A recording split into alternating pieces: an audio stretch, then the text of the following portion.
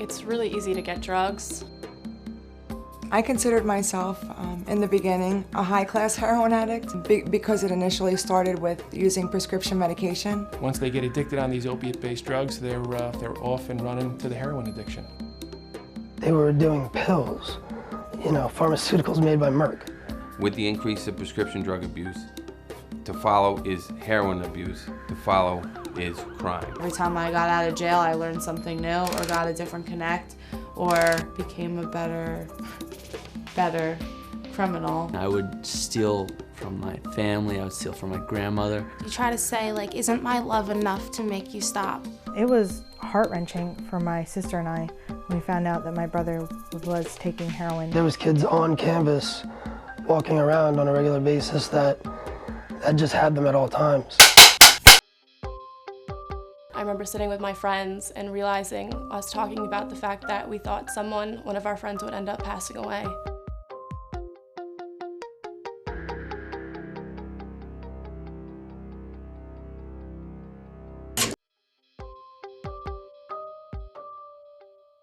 Prescription pain medication was just like taking a vitamin in the morning. I think I was around the age of 25. I had a skiing accident. I had broken my knee, crushed a tibia bone. I had to have surgery immediately. And I went home with, I call it the care package, Percocets and Vicodin. These are prescribed drugs. They are for a purpose. I thought it was harmless. I never thought the pain medication would be used to get high. I never thought I would be a drug addict. My brother as a child was very abused, physically, mentally and sexually abused in various foster homes and also with my own parents. He was never given the proper psychiatric treatment and counseling services that were needed to help him cope. And as he got older, he turned to drugs and alcohol, particularly pain pills and then the heroin. Pain pills are a prescription heroin. It is the same region of the brain as far as how addictions occur. I wanted to not be present in life because I didn't enjoy what was going on. Started using mushrooms, acid, Oxycontin, Roxy's, really whatever I could get my hands on.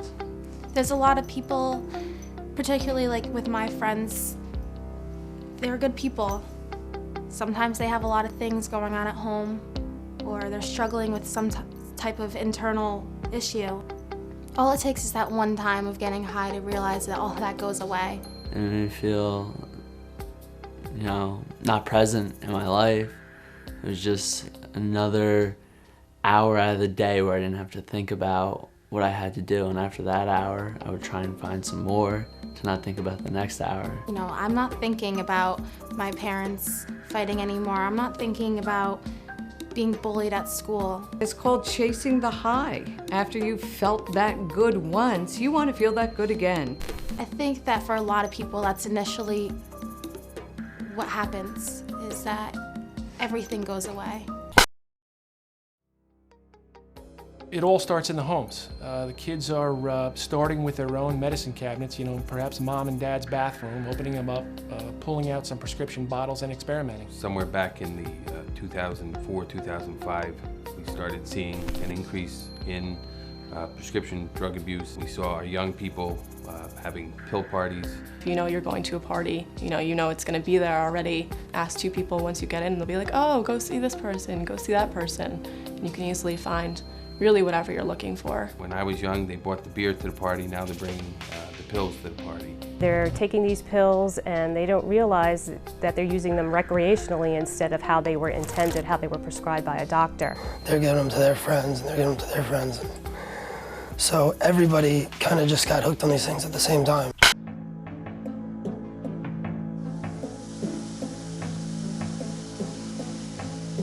My brother was consciously making the decision to cut himself so he could go to the hospital and be prescribed painkillers. He would injure himself with some type of knife or a razor, go to the hospital, and the nurses and the doctors at the hospital would stitch him up. Last time it was 52, and they prescribed him different forms of painkillers. Once my brother ran out of pain pills, he would go back and it would be the same cycle over and over again. I was in the hospital, a hospital stay for over 2 months for endocarditis, which I had gotten from using. I would have heroin delivered to the hospital. I would use it, I had a central line in my neck. I would shoot the drugs right into my neck in the hospital. A heroin addict wakes up and they have to get high. And that's their morning routine. They get high and then, about 6 hours later they have to get high again. The physical withdrawal from that is so horrid. Quite often the kids don't go back to using because of the high. They go back to stop the withdrawal, to stop the diarrhea and the stomach cramps. I know in high school, if you were looking for something, you could, if I didn't know a personal drug dealer, all I would have to do is ask a couple of people. You could just text somebody, they'd meet them in the bathroom of that building, and they'd come back to class high, It was everywhere. Everybody had them. And then it turned into I was the one that always had them. So everybody knew to come to me to get them. You have their numbers, you call them on the cell phone. Really any way of contacting me, Facebook possibly. It's so accessible to our young people because, again, of social media. Your child could go up to their bedroom after dinner, turn on their laptop, and find out who's having a party, what drugs will be there. And they develop these networks. We call them day trippers. It's almost like a deli order. They'll take an order. What do you want? What do you want? What do you want? Say you wanted ecstasy, and they say, I don't have that, but I have, I just got these shrooms. Do you want that?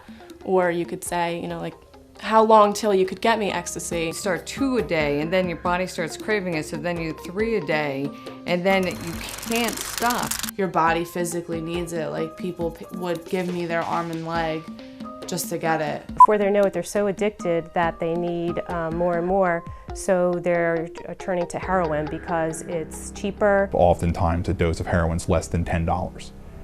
So stealing change out of your nightstand can keep your kid's addiction going for quite some time. It's in ready supply, it's extremely pure, and it's extremely cheap.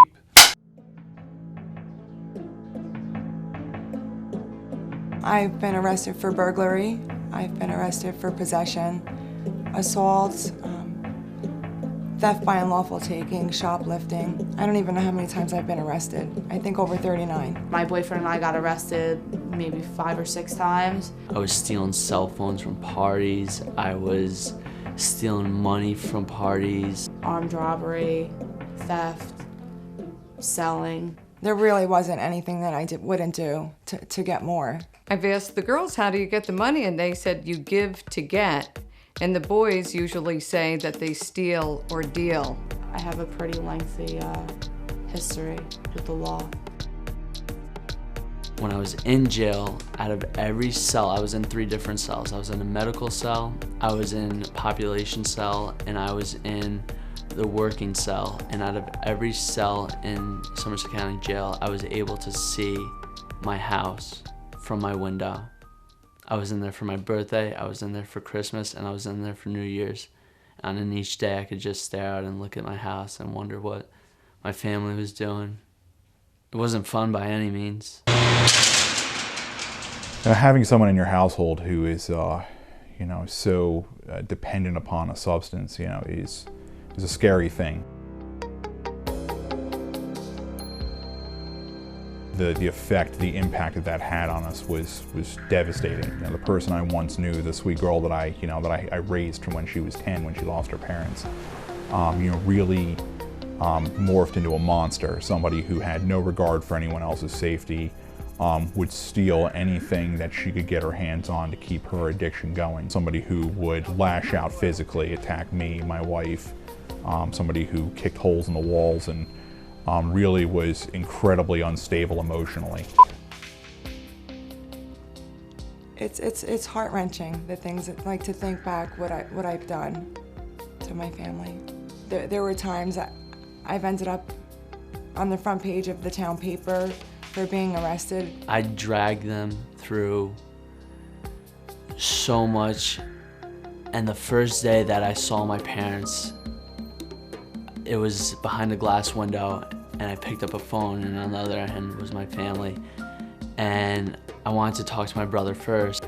He picks up the phone and I start, trying to giggle with him. I start trying to laugh, and next thing you know, I start breaking out in tears. I'm bawling and I'm crying and I'm just like, give the phone to Daddy.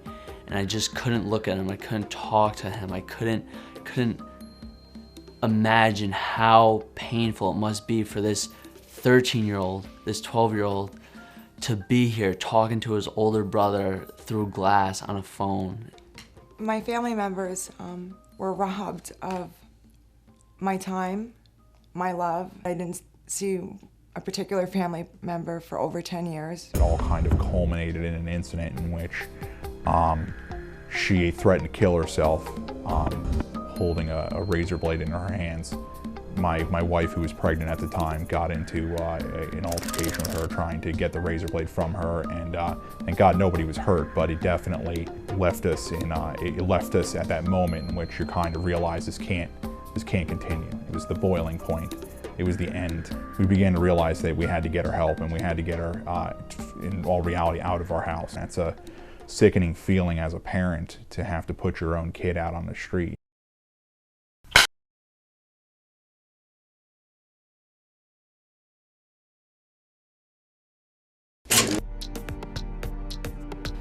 We wanted to make this documentary to really bring awareness on how severe the pills to heroin epidemic is within our community. The best way to reduce access to these medications is to clean out your medicine cabinets. It's not a good idea to throw these in your trash or flush them, because people can find them, animals can get into them, it's also bad for the environment. A better way to dispose of them is to take them to a permanent drop box or to a prescription take-back day that's held in your county or town.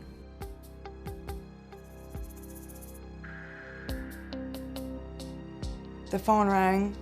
From what I've been told, they never knew if it was a call, if I overdosed, if I was in jail, if I was dead.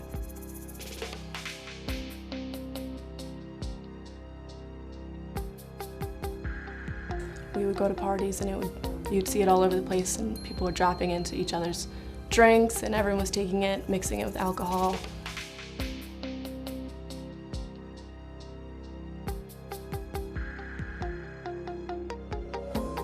I always knew I had a problem, but when I sold my mother's wedding band, I knew I couldn't live with that the rest of my life.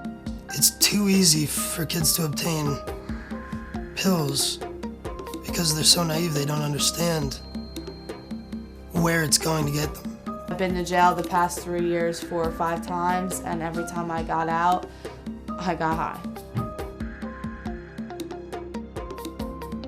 My brother used us, my sister and I, for rides. He used us to try and get money. What makes New Jersey an ideal place for the heroin market is that it's coming in through our New Jersey ports. Heroin is reaching clear through New Jersey at this point. New Jersey is inundated with heroin. It's cheap, it's incredibly pure.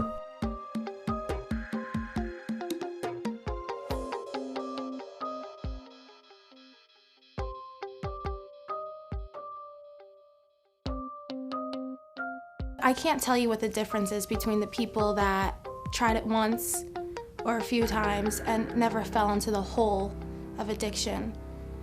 All I know is that there's people that had tried it, next thing you know, they're addicted.